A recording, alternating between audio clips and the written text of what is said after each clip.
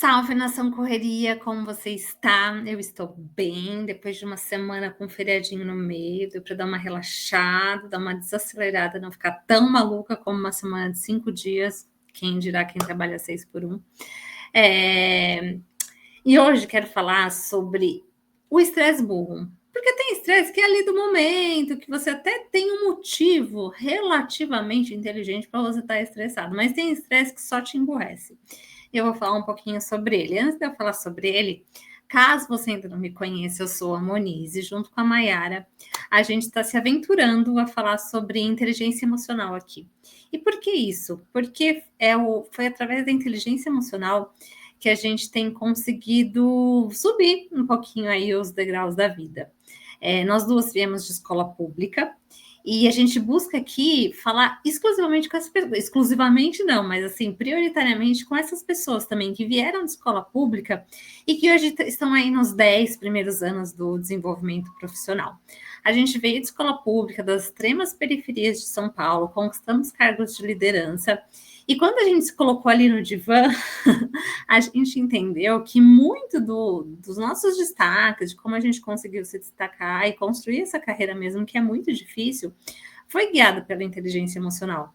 E essa inteligência emocional, que não nasce estruturada, que não nasce bonitinha, que não nasce de berço de ouro, que nasce lá na escola pública, aquele ambiente de escassez, de caos, de tretas, de tanta adversidade, ele molda sim, ele fortalece a nossa inteligência emocional. A gente acredita nisso, a gente é prova viva disso. O projeto que a gente criou na Ação Correria foi desenvolvido com o apoio do Google for Startups, que também ali acreditou na nossa ideia.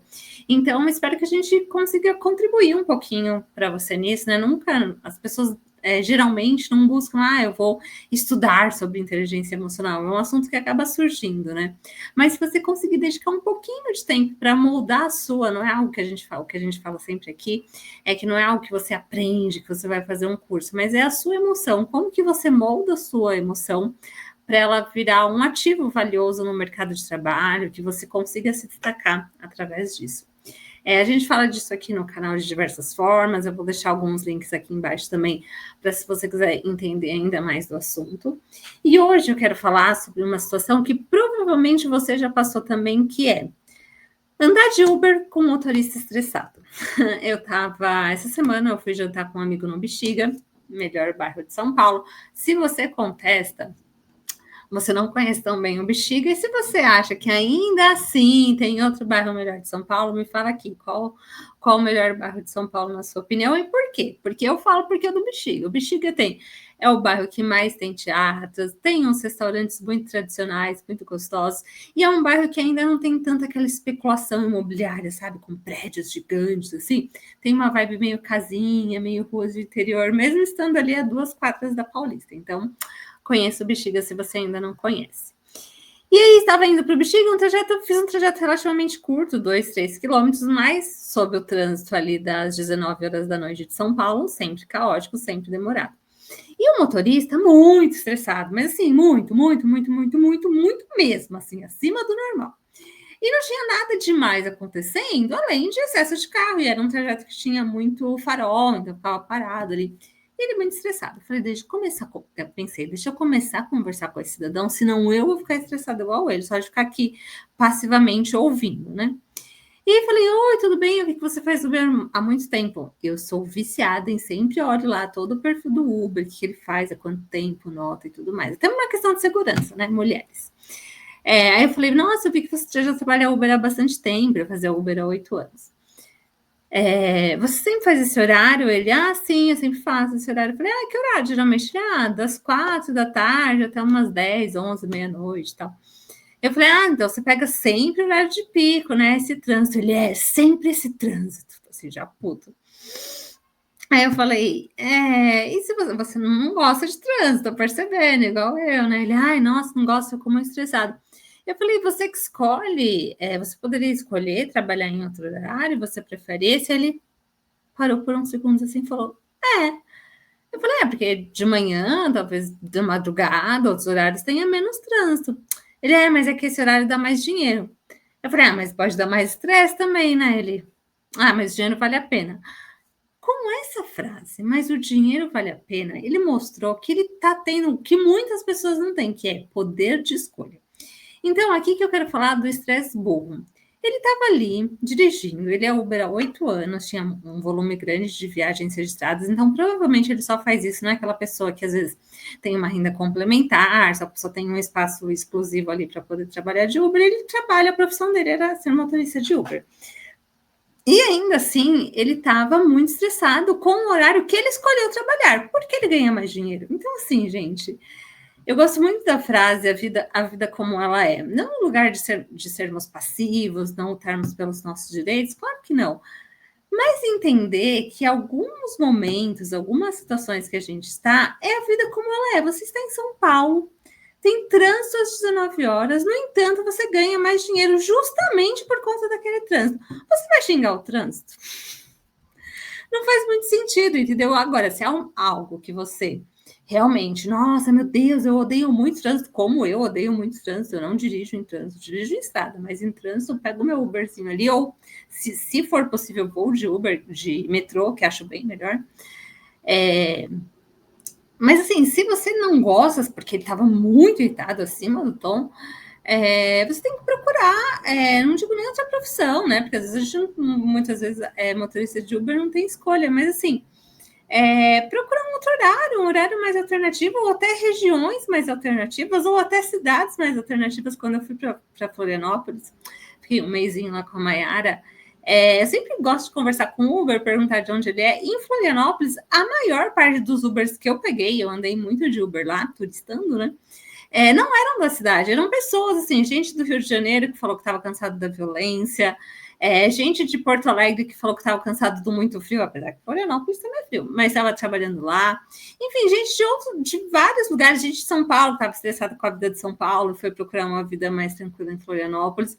Então, assim, você pode até mudar. O Uber é uma empresa ali, uma rotina, um trabalho que te dá flexibilidade de você morar aonde você quiser. Claro, tem outras questões, como que é a sua rede de apoio, família, o que você precisa, tem vários fatores relacionados. Mas o que eu quero falar não fique estressado pelo que absolutamente você não pode mudar e ainda, no caso dele, você escolheu. Então, assim, trânsito em São Paulo, você não vai mudar, né? Então, assim, eu assim, já sofri muito, eu morava em Itacoaxetuba e trabalhava em São Paulo. Eu gastava 3 horas para ir, 3 horas para ir trabalhar, 3 horas para voltar. Meu Deus do céu, eu lembro disso, falo, meu Deus, eu sabia que eu não ia conseguir ficar nessa vida há muito tempo. Então, o quanto antes eu me planejei para conseguir morar mais perto, dividir um AP com um amigo, ou se eu não conseguisse, eu ia, né? Por que eu fazia isso? Porque a cidade que eu morava, os salários eram muito mais baixos. Então, para mim, fazia sentido no início de carreira, jovem ali com todo o gás, investir esse tempo para conquistar um salário maior e construir uma carreira. Mas ficar nisso a vida inteira, eu não ficaria.